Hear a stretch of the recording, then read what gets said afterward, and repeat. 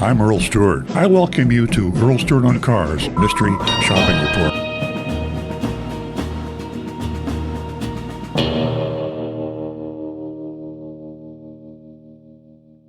Guess what? We're in Pennsylvania again. Out at our mystery shop went to C. Harper Chevy, Vernon, Pennsylvania, and Agent Lightning did another fabulous job, and Stu did another fabulous write-up on this C. Harper Chevy out in Vernon, Pennsylvania. Now back to the recovering car dealer. It's a lot of fun to compare regions of the country. We pretty much established that the rural, the suburban are more friendly than the more dense populated areas.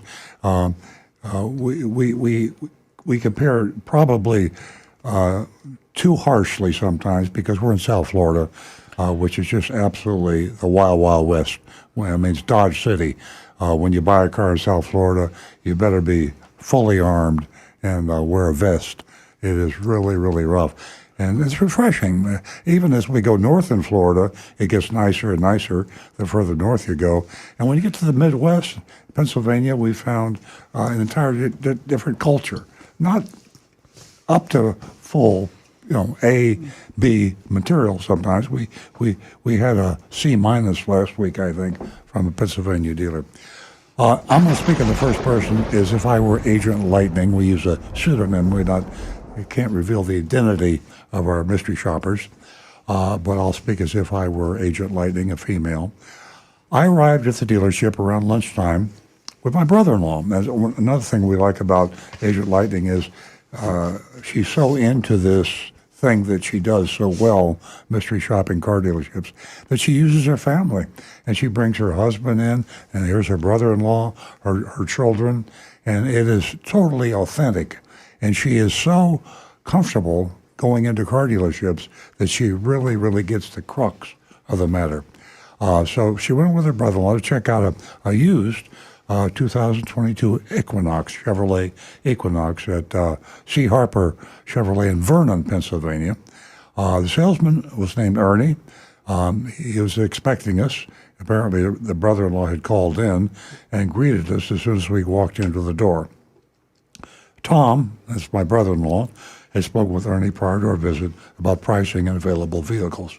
Originally, he was focused on getting the lowest price Equinox, but Ernie, the salesman, made a good case for a GM, General Motors, certified pre-owned car. He followed up by emailing the information on all the vehicles under consideration. So if you listened to the show before, I say always email first. You email first, you phone second, and only go into the dealership when you're ready to buy and you have all the information. So Ernie asked, you were originally going to see a different Equinox, is that right? And I said, yeah, but we went over the email you sent us before we arrived, and my brother-in-law changed his mind to one that was certified. Ernie led us over to where it was in the lot. It was a used 2022 Chevy Equinox LT. LT is in Larry Thomas with 29,000 miles. The asking price was $22,644. Ernie told Tom, my brother-in-law, earlier he could sell it to him for $22,000 even. He told him ahead of time that C. Harper had a $449 dock fee and no surprises. Now, that's refreshing. If I haven't said it before, which I'm sure I must have, it's not the dock fee and the dealer fee and the junk fee that's the problem. It's not knowing that it's baked into the price. I mean, really, if you're gonna have a dock fee and you're gonna fully disclose it up front, there's no danger to the dock fee because you have the right to shop and compare. And you'll just go to another dealership that with the dock fee or whatever they have is a lower price. But it's a surprise. So kudos to C. Harper Chevy in Vernon, Pennsylvania for advising on the telephone before the visit that there was a dock fee, and that was $449. We all climbed into the Equinox and took it for a test drive. Tom was impressed. I like how it handles. He commented, and Ernie answered all the questions. As I say, Ernie's a salesman. Tom's my brother-in-law. Once back at the dealership, Ernie inquired, so do you want to move forward on this one? Tom nodded, yes. Ernie then went to talk to his sales manager and returned with an actual vehicle buyer's order. Now, that's refreshing, too. And I don't know whether it was triggered by Tom saying that he was going to buy, and that's when they whip out the buyer's order. If you're still haggling and still discussing, that's when they use the worksheet. But the buyer's order is what you want to have in your hand to study to find out exactly what the outdoor price is, because the worksheet is not a legal document. The top line was the dealer asking price, which was $22,644. Ernie discounted it by $644 as promised. The $449 dock fee was there, as he told us on the phone in just a few minutes ago when we walked in. But we were expecting it and factored this into our consideration. So there you are. Tom agreed to it. Ernie then requested, I'll need your driver's license to move toward with financing. So here we're actually buying the car. I mean, this is a shopping report where Agent Lighting, that's speaking as if I were Agent Lighting, my brother-in-law, is actually buying this car from the Chevrolet dealer. All the dealership was quite busy. Ernie efficiently managed everything all the way up until Tom was escorted into the finance office. Before this, Ernie talked with us about extending the warranty while discussing the impact to his payment. Tom and I concluded with the way we maintain vehicles, it seems right to go for it. I'm not sure what he meant by that. If you maintain your vehicle, I would think you might not want to go for it, but that was Tom's decision. Now we get to look in the finance office, which is rare because we don't normally buy the car, but in this case here, and Agent Lighting let her brother-in-law go in, and that's because it's a real purchase, and she wanted his brother-in-law to have the privacy of discussing his personal financial issues with the finance manager. I decided to leave before they signed the papers. I don't want to intrude on your private credit business, I said, and stepped out of the F&I box. But once they finished, Tom handed me the papers. Here, take pictures for the mystery shop, he said, smiling. I don't know what happened there, but I think they must have missed that. Anyway, overall, they felt they had a great experience and got a great deal. In the end, even my father-in-law benefited because we call it in the trade, the auto dealer trade, a bird dog. He received a $100 referral fee for sending them to Ernie. Even though they're his friends, it's a nice gesture, Tom remarked. So there we are. We have the documents supporting the fact that there were no other surprises. There was a place on the vehicle buyer's order that could have been a surprise, but it wasn't used. Whether they use it sometimes, maybe in this case here, because my brother-in-law, meaning the shopper that bought the car, was a friend of the salesperson, so maybe that was a factor. But who cares? It was a mystery shopping report, and there were no surprises, which is a real plus. And we have the paperwork to document that. The only thing they had to pay were government fees, and that was for the registration and the paper tag and the license plate. So we have all the information on C. Harper Chevy in Vernon, Pennsylvania. We will vote on it. I say the dock fee, small, but it's there. So I'm going to give them an A-. I'm going to give them a little knockdown.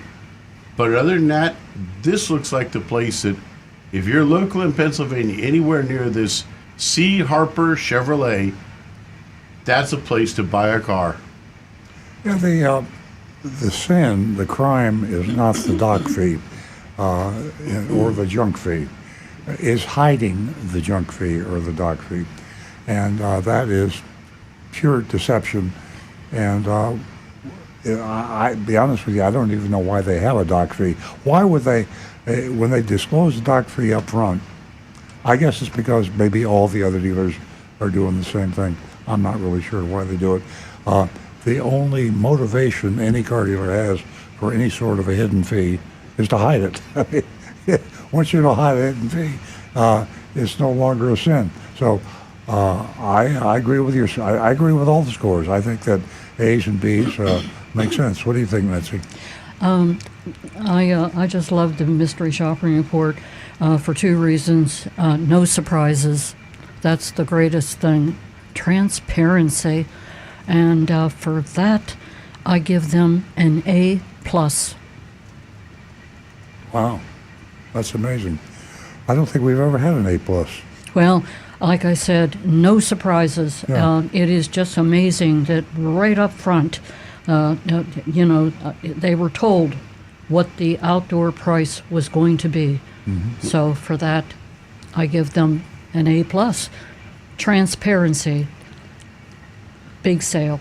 That would have to be one of the most painless experiences that we have seen yet. Yes, absolutely. And folks, I got to say, for anyone that hasn't listened to the show for as long as we've been doing this, we have had cases where our mystery shoppers have literally almost run out of the dealership with salesmen chasing them down, Yeah. literally almost with whips and chains, attempting to drag them back in. Yeah, I absolutely. mean, it's horrifying, some of the stories we've had. Yeah, absolutely. So something like this just is that burst of sunshine.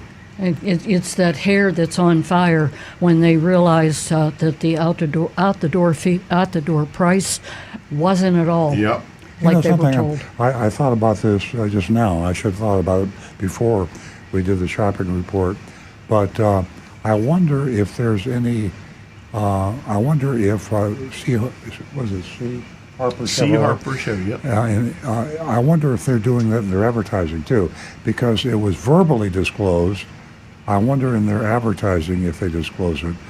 They might not have advertised this particular truck, but that's where most of the sins are with junk fees, is hiding them in their advertising. Right. And they right. quote them and they hide them, and then you don't find out about them until you get into the box, and then it's too late, and you've already bought a car basically, and you just signed a whole bunch of papers. Yeah. But I'm going to give them an A. I'm not going to go to an A+. I'm just that's certainly impressive. I think maybe because Nancy's from Pennsylvania. No, not at all. Yeah. It's just that mortal sin that I call it. And yes, I am from Pennsylvania, and it is a mortal sin that these car dealers do what they do. And the salesmen go along with it, and they really take advantage, and they could be so transparent, and the customers would come.